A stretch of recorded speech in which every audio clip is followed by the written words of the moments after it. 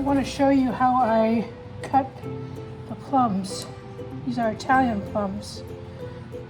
So I crisscross the top and I crisscross the other side, and then I cut all the way across, and that makes it like this. And then you can put it on the tarts. Okay, this is my tart. Put it on a tart.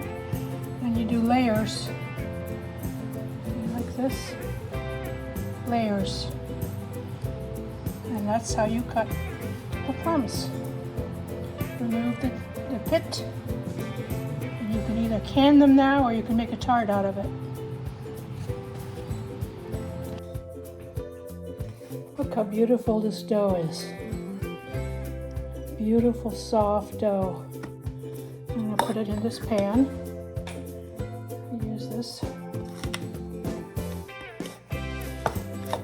don't know if you can see it, but I just smooth it out like this until it fits the pan.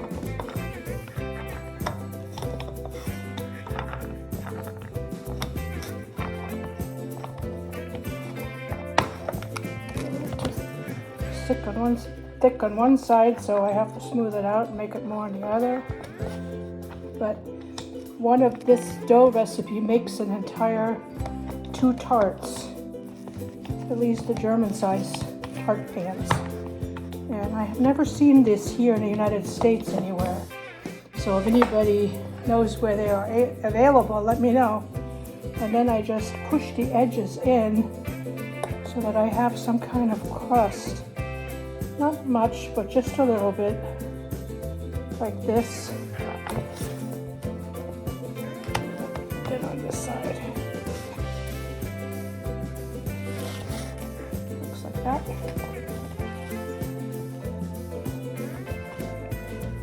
Too thin over here. I'm gonna have to get some more dough over here. I love this little rolling pin. It's amazing. And then I take a fork. I put a few holes in the bottom of the pan so the dough doesn't bubble up like that. And then what I found, especially when using fresh fruit, to take a little bit, not a lot, of either panko crumbs or almond meal is okay too. It just absorbs some of the juice. And then I take, in this case, plums. I have to show you guys how I cut these.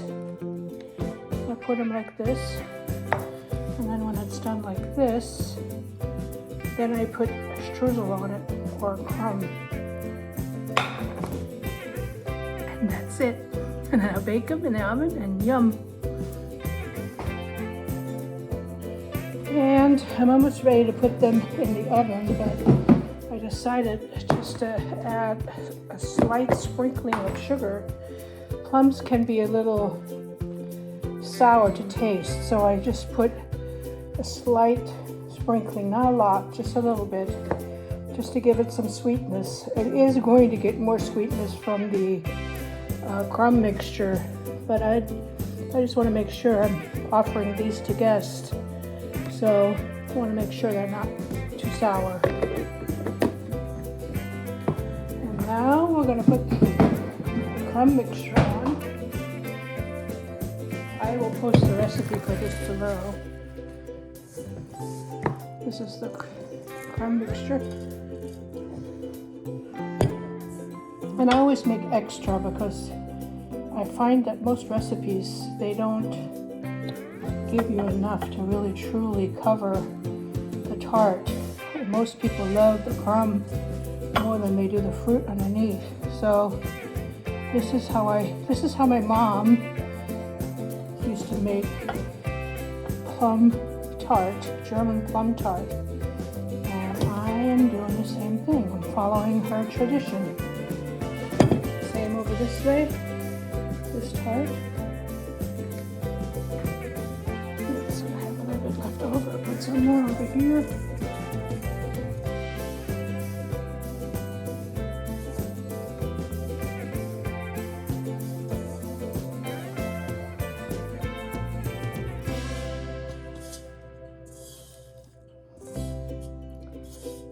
And the last step would be to paint the crust a little bit with egg wash.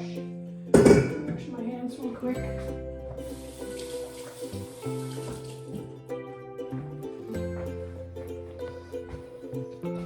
I have to expose the crumb a little bit more here. And then what my mom does, and I'm doing the same when she was alive still, is she lets it sit for another 15-20 minutes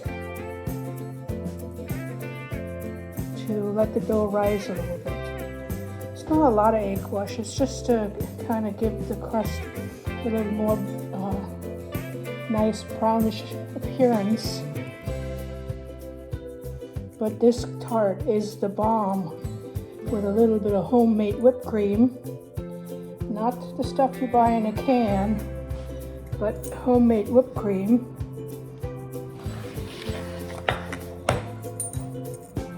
And there's more crumb showing here, or I should say the crust.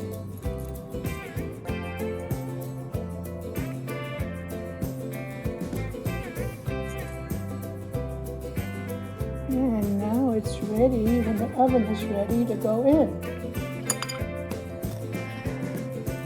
German plum crumb cake, or tart. We would say Pflaumenkuchen. And here's the other one. The recipe always makes two. One for a friend, and one for our coffee date this afternoon. Guten Appetit.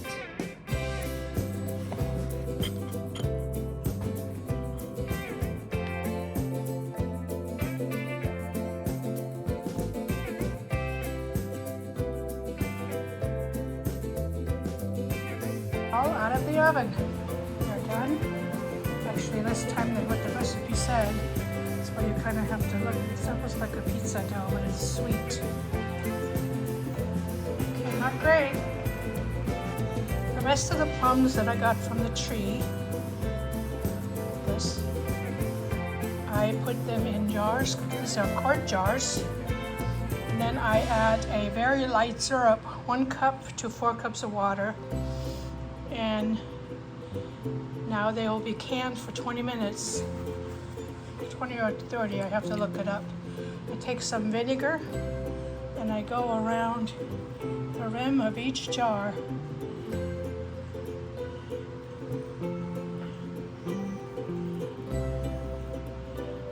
Like this, making sure that I don't have any of the sticky sweet juice or anything that could compromise the seal. And then I put the seal on, finger tight.